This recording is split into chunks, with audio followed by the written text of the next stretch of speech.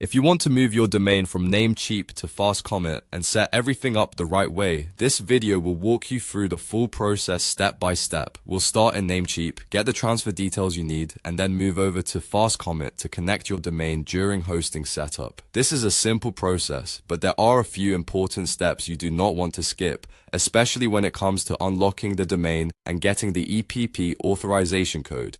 If this tutorial helps, make sure to hit the like button and subscribe for more easy step-by-step tech videos. Alright, let's get into it. First, log into your Namecheap account. Once you're signed in, go to your domain list so you can see all the domains connected to your account. Find the domain you want to transfer and click Manage next to it. This will open the settings for that specific domain. Now look for the Sharing and Transfer tab. Inside that tab, scroll to the Transfer Out section. This is where Namecheap keeps the tools you need when you want to move a domain away from their service. Before you can transfer anything, make sure the domain is unlocked. If it is locked, you'll need to turn that off first because a locked domain cannot be transferred. After that, request the EPP or Auth code. This code is extremely important because FastComet will need it to authorize the transfer or connect the domain properly. Namecheap may send the authorization code to the registrant email address, so check that email inbox carefully. If you're prompted to enter a reason for transferring the domain, just provide the requested reason and continue.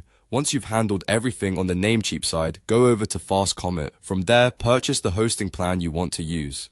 During the setup process, you'll see different domain options, so make sure you select I already have a domain. This tells FastComet that you're using a domain you already own instead of registering a new one. Next, type in your domain name and click Use this domain. After that, continue through the checkout process by entering your contact and billing information. Take your time here and make sure all the details are accurate, especially your email address and billing information. Before completing the order, review the terms of service and privacy policy so you know exactly what you're agreeing to. Once everything looks good, accept the terms and click Complete Order. At that point, FastComet will begin the next part of the process and your domain can be connected to your hosting setup. If everything was entered correctly, you're now much closer to getting your site live on FastComet. And that's how you transfer Nameservers or connect your domain setup from Namecheap to FastComet the right way. If this video saved you time, please give it a like and subscribe to the channel for more hosting and domain tutorials just like this one.